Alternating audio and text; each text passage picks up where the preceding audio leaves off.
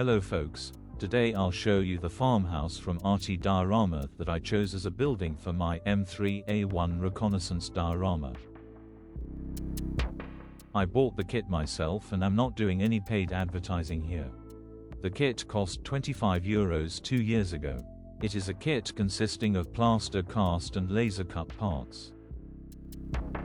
As shown in my previous entry video, the scene should resemble this picture. However, only with a single building and the M3A1 scout car on the track. In front of the house, there will be a farmer's wife with 2 of her children. I also plan to include a fence and some livestock, pigeons and objects in the scene. What you see here is the entire contents of the Diorama kit. The 2 roof panels, 3 components for the house walls, a platform and a staircase in front of the door entrance and a roof chimney, all made of plaster. The kit also contains a door and 3 windows made of laser-cut parts. Here is a picture of the box art to give you an idea of what the building will look like once assembled. However, I have decided to make some small changes to the kit.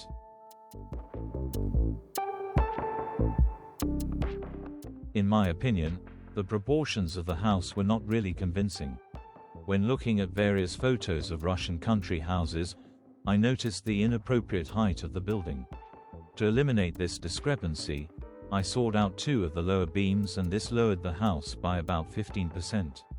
This affected the proportions of the door cutout so that I had to cut out an additional 5 mm wide vertical strip in the middle of the door frame.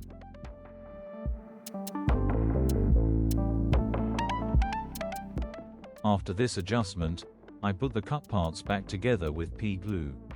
I have to say, and I really want to be careful with my criticism, that the casting quality did not completely convince me. There were a lot of air bubbles to fill, which of course is no problem for me as a modeler, but ultimately surprised me a little. Please write in the comments how you personally rate the casting quality. Is this normal with plaster castings? Okay, so this is what it looked like after the described revision.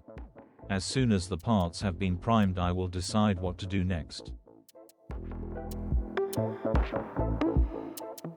Here is the primed front section of the building. I have installed the windows frames and the fit was excellent. My plan is to add hinges and handles. Then the windows should look very good.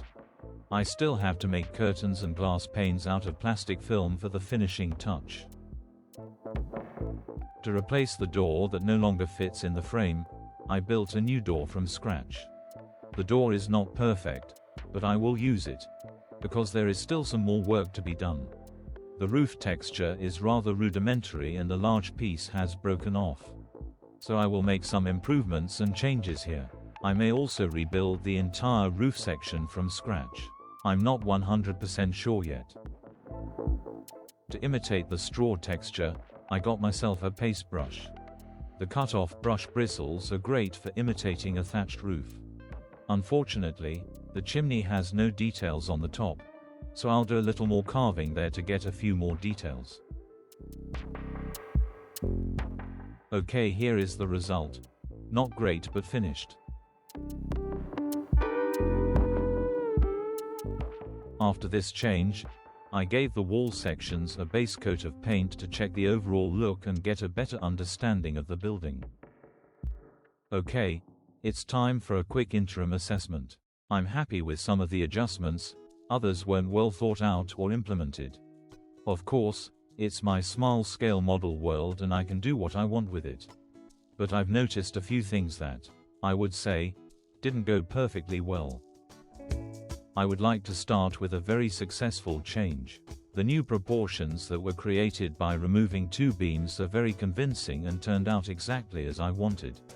Of course, adjusting the gable and the slope of the roof would also have been advisable. However, this change is very difficult to implement. Felt that the change was too much of an intervention.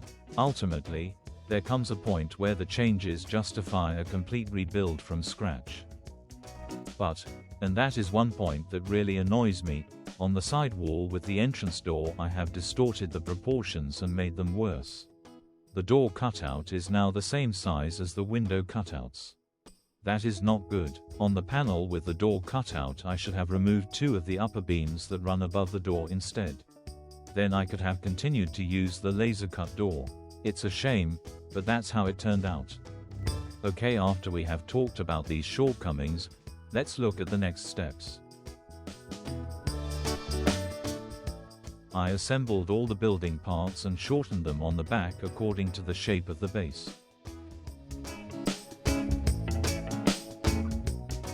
When I was editing this video, I had to laugh out loud at this point. It's always hard to overcome your own idiosyncrasies. So here I've once again realized one of my foible. In every model building project, I start painting the parts before I have finished the construction. Funny, right? Because afterwards the painting is more of a handicap, because then I start to preserve what I've already achieved. Always the same, but whatever. I just find it a bit obscure. I guess we all have to deal with one or another quirk. Okay folks, here you can see the current status of my project. I will show you my M3A1 scout car and the figures in another update. This is my basic setup of the Diorama somewhere in Russia in the 1940s. At the beginning I told you about my idea to build a completely new roof. Instead, I decided to use the roof sections from the RT Diorama kit and to improve the surface structure with brush bristles as I had already tried out. Here you can see the result. Very satisfying in my opinion. I filled the gaps with wood filler to achieve a closed structure. I'm happy with it. Okay. I hope you had fun with the short summary of the RT Diorama house. If you feel like it, write to me in the comments what you think about the kit and my adjustments. What would you have changed? Is the current price for the kit of €45 justified? What do you think about the molding quality? That's it for now. Thanks for watching. Cheers, Marcus.